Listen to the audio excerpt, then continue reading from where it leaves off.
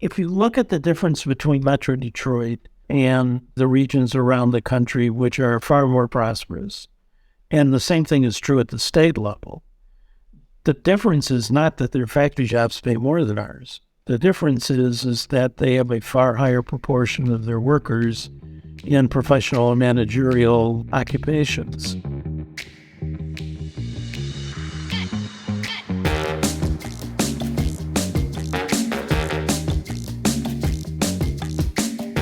There's a quote often attributed to Albert Einstein, but honestly, we don't really know where it's from, that insanity is doing the same thing over and over again and expecting different results.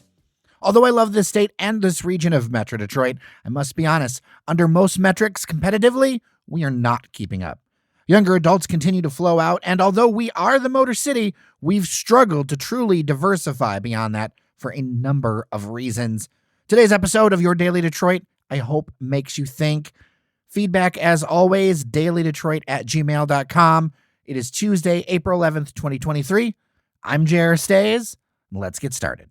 Joining me virtually is Lou Glazer. He's the president and co-founder of Michigan Future, someone I have wanted to talk to for a while on the show because he's somebody who has had his finger on the pulse of what's happening when it comes to talent attraction, when it comes to how Michigan stands and everything in helping develop Michigan to grow and go forward. So, Lou, welcome to Daily Detroit. Yeah, thanks for having me. Yeah. So it seems every few years, the topic of where Michigan stands or Michigan talent attraction or keeping young people in Michigan or attracting them to Michigan, and obviously we're going to tilt this conversation a little to Metro Detroit because that's where we are. But this seems to come up every few years. It seems like it's in the news again. But why does this keep coming up over and over again? Well, I think the easy answer is we continue to fail. Although I will say the fact that it comes up doesn't mean that anybody's doing anything about it. So, I think you have to separate sort of it being part of a conversation, which I agree it has been from time to time, and actually making it a priority. And we failed to do the latter for decades. Yeah, because I remember talking about this quite a few Mackinac policy conferences ago with the Detroit Regional Chamber. I've been to a number of events over the years. Earlier this year, I was at an event with Mish Auto with Doug Song, who was really sounding a lot of alarm bells and stuff that if you've traveled around, if you've done work in different cities, as I have, I know you've been studying different cities, it seems abundantly clear, but it feels like it doesn't get through and we keep doing the same song and dance. Where is the conflict here? What's kind of the wall, have you noticed? Let me first say something about Doug Song, who's terrific. And I think, for your listeners who may not know him, he's the founder of Duo Security, which he recently sold to Cisco. But the reason why I think he has an enormous amount of credibility in this space is Doug has been saying publicly and is willing to say publicly that Duo Security's expansion has primarily been in Austin rather than Ann Arbor or Detroit, because Austin is a place that's concentrating talent and Ann Arbor and Detroit are not. His experience with Duo Security is one of the reasons why this should be a priority. The reason it's not been a priority, in my opinion, is because the state's vision of economic success is still factories. And in a factory-based economy, which is what made Michigan prosperous for most of the 20th century, but will not and cannot in the 21st century, sort of concentration of talent, particularly young talent, doesn't matter. So to me, that's the fundamental challenge that we have is that, are we trying to be a factory-based economy or are we trying to be a knowledge-based economy? As long as we're focused on factories, concentrating talent's not important. Well, are there some cultural issues there? Because when I talk to people out on the street or I'll do interviews, there are a large number of people who are like, everything's fine. We should be attracting more factory jobs. That's what we're known for. And for me, I look at it and I go, even if you're attracting factory jobs don't look like they did. There's never going to be another day where you see a picture of the old Packer plant or the old Ford Model T plant and those thousands of people coming in because even the nature of factory work has changed. Correct. Let me do a couple of different ways of unpacking it. Yes, it is true that we have defined ourselves as a place that sort of makes things, particularly makes motor vehicles. The reality is what made Michigan rich for most of the 20th century is not the making, it is the fact that we invented and commercialized both the vehicle and the production process. And believe me, particularly in Metro Detroit, there are far more auto industry jobs that are knowledge-based, that are in pre- and post-production, than there are factory jobs. And for some reason, we value the $40,000 to $50,000 factory job over the $100,000 designer, engineer, headquarter workers, all the rest of the knowledge workers. If what you care about is good-paying jobs in Metro Detroit, the knowledge part of the auto industry is far more important than the factory part of the auto industry. The more jobs, and they pay double. Could there be a culture clash there? Because, when I talk to people, like somebody who's making 50 or 54, like the state average, versus, say, making six figures, those are different lifestyles. Yeah, well, but the question is, why don't we want an opportunity for everyone to have high-paid jobs and figure out their own lifestyles? If you look at the difference between Metro Detroit and the regions around the country, which are far more prosperous, and the same thing is true at the state level, the difference is not that their factory jobs pay more than ours. The difference is that they have a far higher proportion of their workers in professional and managerial occupations. And to get back to the sort of retaining and attracting talent theme of this conversation, the reason why these places have more knowledge-based jobs, it's the dual security story, is that they have larger concentrations of adults with a four-year degree, particularly recent college graduates. This is an economy where talent attracts capital. So from a Michigan Future perspective, our goal has always been a broad middle class. The core of the middle class in America now are professionals and managers. We don't have enough of those jobs. That's where our priority should be. And you cannot get those jobs unless you have a high proportion of adults with a four-year degree, period. Yeah, I know we lag behind other states. I know that Metro Detroit does a little bit better than the state average, I think, but it's still not as comparative. And then you get into the city of Detroit, it's way down there. Yeah, exactly. Particularly young professionals are way over concentrated in big metros and the central city in the big metro.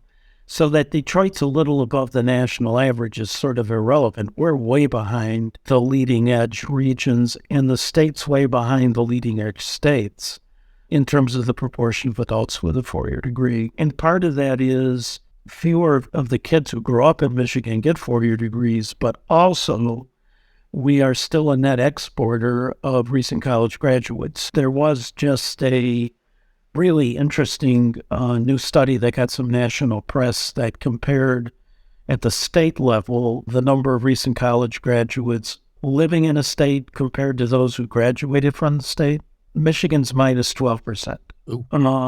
Minnesota, which is a state that we sort of have compared Michigan to for years, largely because they're not on the coast and they're a cold weather state, so that takes those two things off the table as excuses. They're plus 8. Now, the leading states are New York and Colorado, which are plus 40. But Michigan cannot have a prosperous economy for minus 12. And at the moment, as far as I know, there's no policymaker thinking about what to do about that. Why is it being ignored? Because it seems like it's being ignored by both sides of the aisle, honestly. No question. It's bipartisan. I'm not saying that our theory of why it's being ignored is right, but our theory is that it doesn't matter if your goal is recruiting battery planes. So are our leaders looking for or searching for the wrong things? Yes. I mean, for folks who are interested, our website is michiganfuture.org. There's a post that I did recently on comparing General Motors in 1979 to General Motors today, and then what they think they're going to be in 2030, trying to make the case that the state needs General Motors' 2030 economic development strategy. The problem is that Michigan's, on a bipartisan basis, our vision and strategy is General Motors 1979. So General Motors in 79 is America's largest employer. They have a little more than 600,000 workers. 450,000 are factory workers, are union jobs. Today, it's 45,000. and they have more white-collar workers than blue-collar workers. And all their expansion as they transition to sort of what they're framing as a mobility industry rather than the auto industry is going to be on the professional and managerial knowledge side, not on the factory side. They're almost certainly, as they electrify the vehicles, going to have fewer factory workers. So we've got an outdated economic strategy, and the strategy that we have, our vision, is not dependent on talent concentrations. So what are a few ways to change this? Because when I talk to listeners, some listeners who have moved in, some listeners who have moved to other cities, they state very clear things that I don't know if sometimes lots of people know that are factors. So they'll state things like transit, they'll state things like walkability, they'll state things like amenities or various things to do to connect them to the place that they are. I mean, part of the reason, heck, that we started this podcast was to connect people to things that maybe they didn't know about in Metro Detroit so that hopefully they stay interested and stay here. I mean, it's not just because I like to talk on a microphone. And so to me, it feels like there's a big disconnect. So what are some of the things that could be done? And it could be at any, kind of leadership level to help change this. You listed the three most important. I mean, your listeners are exactly right. The characteristic of places that are talent magnets, particularly young talent magnets, are characterized by transit walkability and high amenities. I mean, along with sort of high-density mixed-use neighborhoods kinds of things. So we know what it looks like. I mean, we know the difference between, Brooklyn and Detroit. If you want to use Brooklyn as sort of the example of where over the last decade or so, sort of young professionals have really concentrated. We know the difference between Minneapolis and Detroit.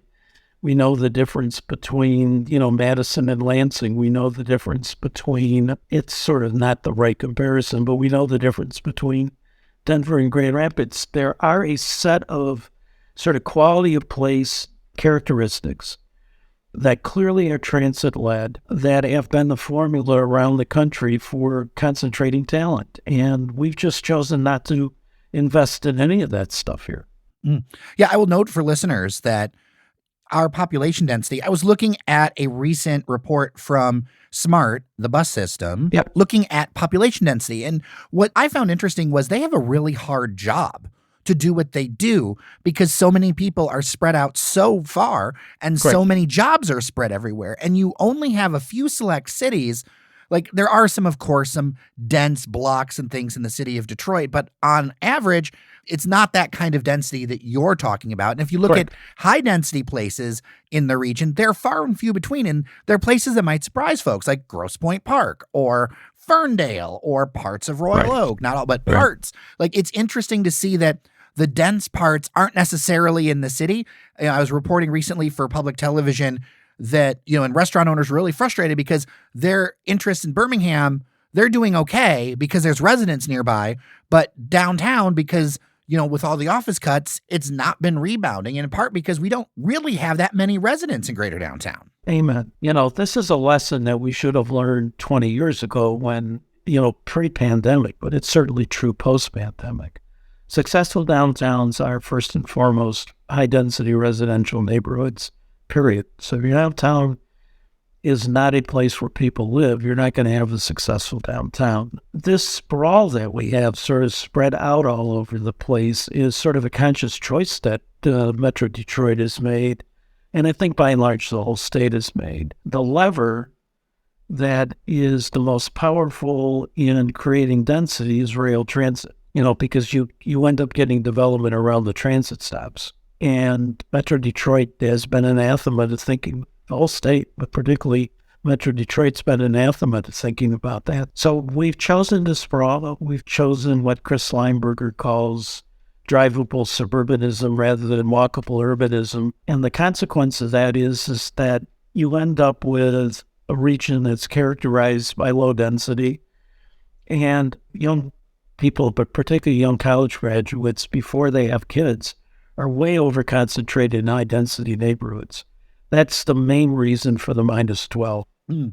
But you also look at successful areas that have a variety of things for people. I mean, it's not just about people who don't have kids, but if you look at like greater Chicagoland and things like that, there are different options for different Sure. lifestyles. And even if you think residential, in the city of Detroit, you look at some neighborhoods.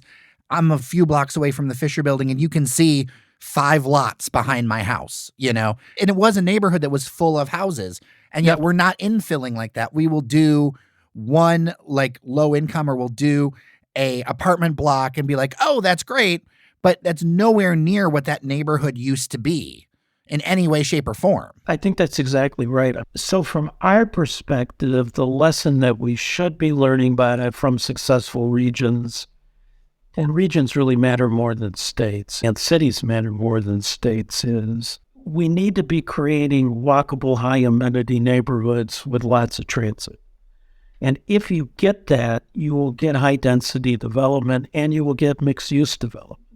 So what matters is the neighborhood, not the individual development project. And we're having a very hard time in Michigan understanding that, and a very hard time in Michigan in investing in creating walkable neighborhoods, high density neighborhoods. And it's not just money, it's also sort of the regulatory system. It's still hard to do high-density mixed-use neighborhoods. I mean, we're largely zoned for single-family housing all the place. So there's a regulatory agenda and a public investment agenda, both of which we're not doing. And because we're not doing it, we're paying the price of now being a low-prosperity region and a low-prosperity state. The thing I didn't mention about 1979 is Michigan was one of the more prosperous states in the country there. So this is the example we've been using. Our per capita income was 3% above the national average. Massachusetts was 2% above. So we were more prosperous than Massachusetts. Today, Michigan is 12% below. Massachusetts is 30% above. This pushback I've seen a lot. Like, 1, transit is not our culture. 2, it involves a lot of change. And 3, they view transit as something that poor people take. Like, I have seen that culturally here a lot. And Sure. among our audience, I think there's some agreement. I mean, obviously there's dissent everywhere, but you go out into more and more places. You talk out into the suburbs, different places, even in the city, quite honestly, because the city is still, even though we have such a high percentage of carless households in the city of Detroit, it's still car crazy. And it's not that, say, like, people are going to like delete cars. They'll maybe have less cars than they had before. They could function as a household with maybe 1 car instead of 2. What do you say to someone like that who says, well, I could just buy a car for cheap and this is what I'm going to do? And it's almost like an impedance mismatch where, well, this is where the country is going. This is where businesses are going. This is where town's going. And then it feels like a lot of times when it comes to parts of Metro Detroit, it's let's do the exact opposite. And sometimes, to be fair to leaders, they end up reflecting their audiences. So if you look at a Warren, there's nothing in Warren about living in Warren that you look at and go urban and dense. And when the mayor tries to do a downtown proposal, whatever the merits of the individual proposal, it's something that's very, very different to them. Or you look at density and say Livonia, there was the idea of putting some apartment buildings and people were mad it was going to be in the view of their single family houses. It's almost like, from a policy perspective, we take every step, and this is my own editorialization, but we take every step to not go where the country's going. And as somebody who's watched this for 20 years, it's really frustrating. Yes. So this factory dominant economic vision is voter-led, not elected official-led. So I agree with that. I mean, I think voters in Metro Detroit and the broader state have been pretty clear that they don't want transit. I would say 3 things, and I don't think we say it loudly enough, is 1, not having transit makes you poorer as a region. You have fewer good-paying job opportunities. 2nd, it means that you're not going to see your grandkids because a lot of your kids are going to go to places that do have transit. The -12 is real. Yeah. That means fewer kids growing up here stay here. So that's a consequence. And the 3rd thing I'd say is the sort of the car culture, sort of being oriented around autos is not just true in Detroit. I mean, there's, it's true across in most of the country. And yet, places like Phoenix, Dallas, Denver, Los Angeles have all made major investments, and nobody thinks of those places as dense cities kind of thing. They've all made big investments in rail transit, which was led by the business community, which has been completely missing here. I agree with your assessment that it's voters, not leaders, who are largely determining sort of no transit. But other regions have overcome that reluctance because the business community has been willing to make the case that this is imperative to the future prosperity of Metro Detroit and of the state of Michigan. That case has never been made here. I think you're right. And some people might say, well, the Q line, but honestly, that project was line scaled. Is not. No, it's not. If it reached Ferndale or something in its first leg, Exactly. Then it would have been a sign that we're looking at doing something bigger. Yes, no question. Look, even the downtown Portland streetcar from the 1970s was, it was city only, but it was much better designed. So design matters, but also the speed matters. The Q line is so slow, it's just not real transit. Well, and it's kind of indicated by its funding source now, right? It's now been moved to being funded by tourism dollars. Oh, I didn't know that. Yeah. Recently, the state legislature changed things where part of the hotel taxes and things and bar taxes for visitors ends up going to help subsidize the Q line, I think to the tune of $5 million a year. Right. So both the people mover and the Q line cannot be considered to be real transit systems. I think a lot of people would agree with you on that one. So we realized and kind of identified that it's, we've got to move the general population and not just the leaders towards things. I think there's kind of like this misperception that it's the leaders always in the way. How do we reach out? How do we start to change that conversation? Because it's been a long time that this has been an issue. Yep. No question. Well, so obviously if I knew the answer to that, we would have been doing it for the last 20 years. The one encouraging piece of news is that the millennials and Generation Z value everything we've been talking about a lot more than Generation X and the boomers kind of thing. So the first thing is for them to vote in larger numbers. If the electorate looked more like 45 and under than 45 and older, transit would be a lot higher on the priority list. But the second thing is that, like I said, in every other region, the business community and other leaders are going to have to get actively engaged in saying, look, you may not care about whether there's high quality transit in the region. Your lives may not be organized around it. But if this region is going to be a place with lots of good paying job opportunities for your kids and grandkids, transit is essential, and no one is making that case. Yeah. Well, you've given me a lot to think about, and I think listeners a lot to think about.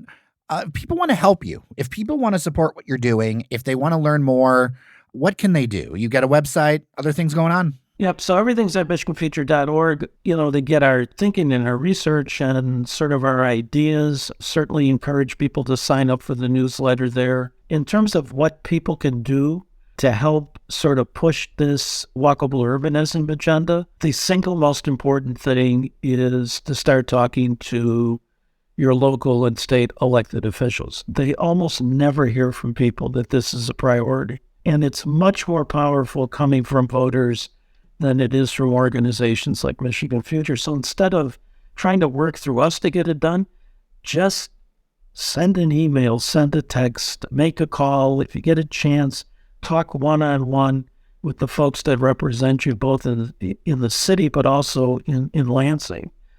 Then if you're really interested, start to organize pro-walkable urbanism groups that can sort of multiply the voices that are basically saying this is a priority.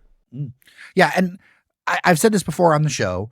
It's local is where you can make the most impact. A lot of the media conversation focuses on the national stuff and whatever, and I understand the people getting upset and into it, but when it comes to local stuff, it's not just that local leaders sometimes never hear about this. I've talked to local leaders who sometimes hear about nothing because so many people are focused up the chain. And I think about a state senator who recently decided not to run for U.S. senator. And the reason was because it's so much more interesting and so much more change could happen in Lansing. And I think that's true with Lansing.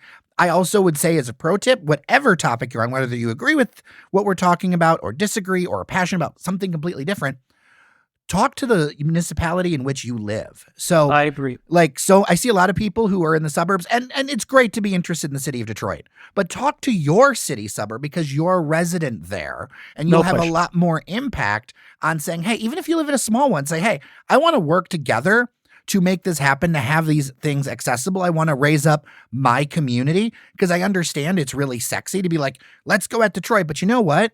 Detroit residents can handle this conversation. If you're a Detroit resident, go ahead and step up and do that. But if you're in Pleasant Ridge, if you're in Birmingham, if you're in wherever, right? It doesn't matter. Wayne, Taylor, talk to people who are where you're at, and you're going to have so much more impact than as somebody who talks as someone who is not part of that community. Amen. It's not just cities that need to be more walkable, it's the suburbs too. So I agree with that 100%. Well, Lou Glazer, MichiganFuture.org. Thank you so much for spending some time with us on Daily Detroit. My pleasure.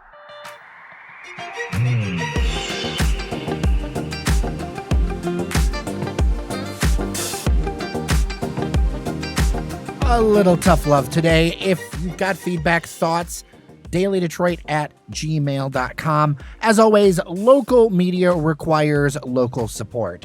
We don't have an out-of-town funder. We're not part of a big, media conglomerate. It's us, some microphones, some love, and a lot of work. So, patreon.com/dailydetroit. With that, I am Jer Stays. Remember that you are somebody, and we'll see you around Detroit. Talk tomorrow.